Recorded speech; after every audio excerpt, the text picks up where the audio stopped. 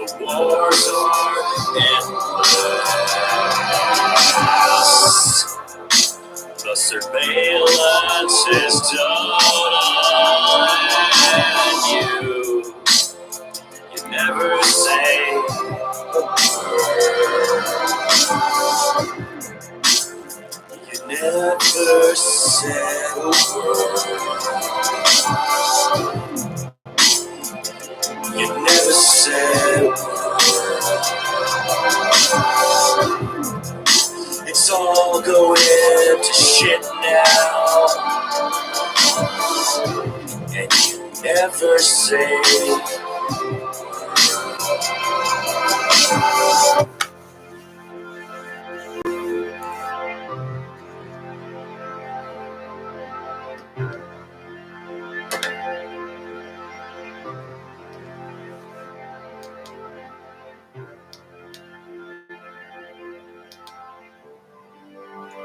Yeah, this is a Middle Perch. Today is, what day is it? Tuesday, the 29th of October. I am MTK on the MIC. You can call me MT. You can call me Karthik. Tuesday, the 29th, and we are... I like this thing, too.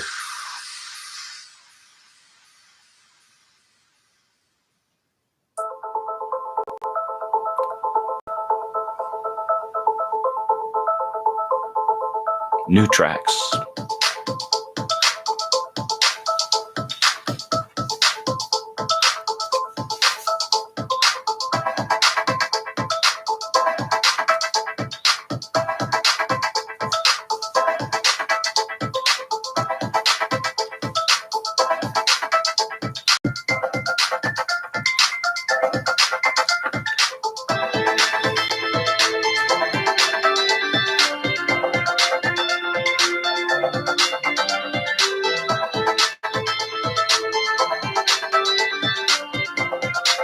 This one's called the Short Beeper. I think you heard the long version of this. I uploaded it to YouTube, but this is the short version.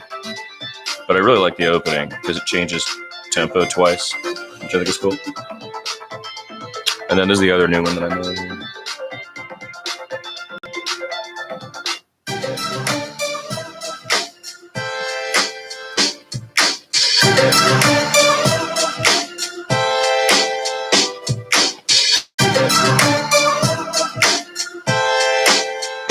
Sometimes we change the brightness on this.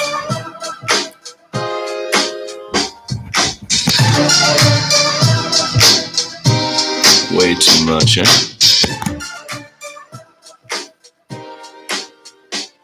But I think the quality's better, right? I hope so. I think now I sound too hot, so I'm able to turn myself down a little, right? I like these falls and swoops that they have in the dance packet. There's all kinds of cool sound effects.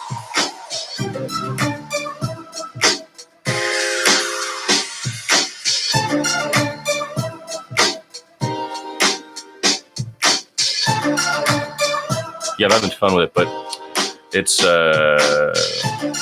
might be time to move on to something more else. Something more else. Let's get George's eyeballs back into frame.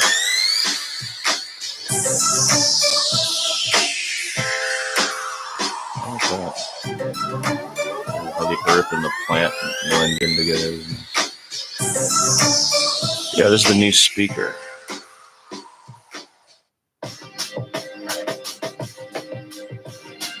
And these are all tracks that I've made this year. These are all, everything on this program has happened this year of 2019.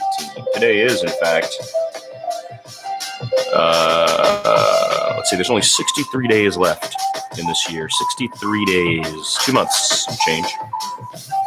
And I'm going to be producing more and hopefully with more scripted content and programmed, organized content. But I also want to do this, just hang out, listen to music, make music.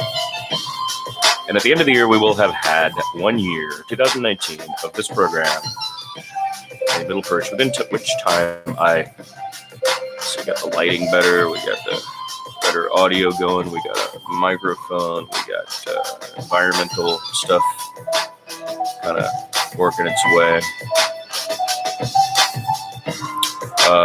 February 2nd is when 2.0 began. January, we just did a 1.0, which was kind of just pretty funky. I don't even think it's online. I think I've made all those private or deleted them. So if this is 11.6, that gives us something like 116 episodes. 116 episodes with a lot of content that was topical. That's my habit because I was a newsman, you know. I mean, so when I think about doing any kind of broadcasting, I want to quickly read all the news and help everybody know what's news. It's a very nerdy habit I had even when I was a little kid here in this town. I used to use an AV Dick mimeograph machine at my typewriter, and I would make a little two-sided newspaper and sell it to the neighbors for 5 cents. It sounds like something out of a Rockwell, I know, but I did that. It would be like a guy was speeding down the road on Tuesday, and one of the kids saw an armadillo on Friday, and Mrs. What's-Her-Name needs help with her yard or whatever. Did that. My earliest publication, I guess that would be. I have no recollection what it was called. I don't think it even had a title. I would have been 10, maybe 9. There was no computer. There was no mobile phones. There were televisions, big furniture. Televisions that were furniture. There was 4 channels on that television. ABC, CBS, NBC, PBS, which is where my parents and I often watched PBS. And then I just consumed garbage, sports, whatever was on after school, you know. But I made a little newspaper, I remember that. That was with a typewriter and an AV Dick mimeograph machine. Or it might have been a copy machine. I think I did a 2-sided copy machine for that one. My dad at the university, right, had his office, so I would just go up there and make it 50 copies. So there's something in me that likes the avant-garde aspect of journalism. In fact, part of it has been for me to be avant-garde throughout my life. Like, one day there'll be a lot more Indians here, right? But when I came here, I was among maybe the first 400,000 Indians in the United States. And now there's 2 million plus of us, right? And we've all integrated in different ways to the United States. And our immigration story is different from others because we're not coming as refugees for the most part, right? I don't think. In some instances we are, absolutely. There's oppression there, you could say, and it's legitimate. But so far away, culturally different, you know. So I was thinking that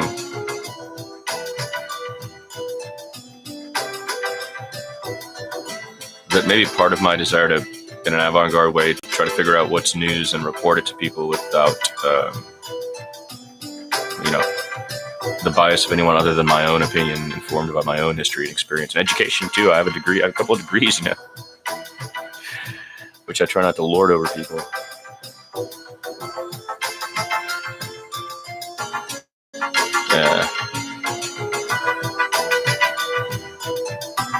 But avant-gardism runs out.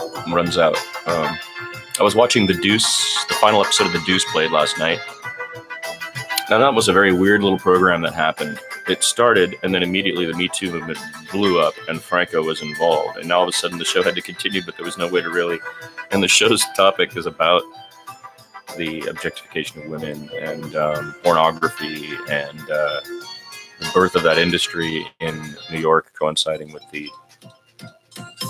Oh, look at that. See, that's the problem with that. So we should not use the phone. Are you guys getting buzzed too? Yeah, you're getting buzzed too, aren't you?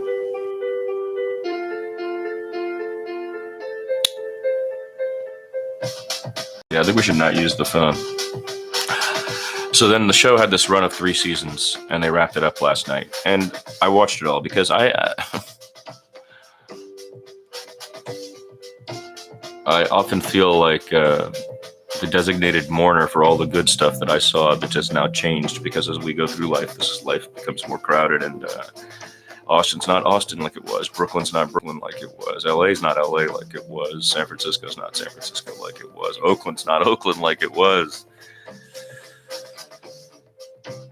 And I mourn the loss of that space time, each of those space times. SF in the 90s, Austin in the 80s, New York in the turn of the millennium, LA in the early aughts.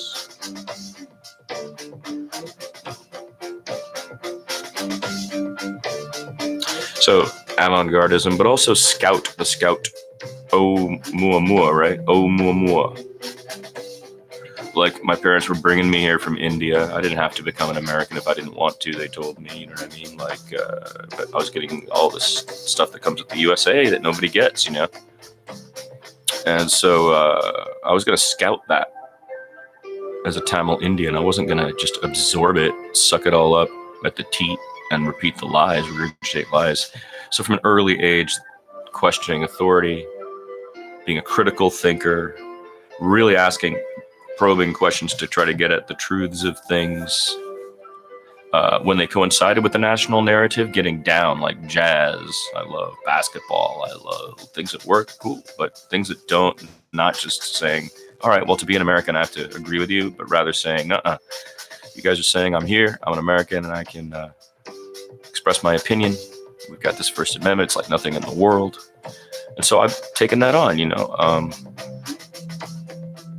And it runs out of steam. And I was avant-garde so long that the pack, when it moved and went another way, the Scout is over here still. And now I'm watching the stream run by, right?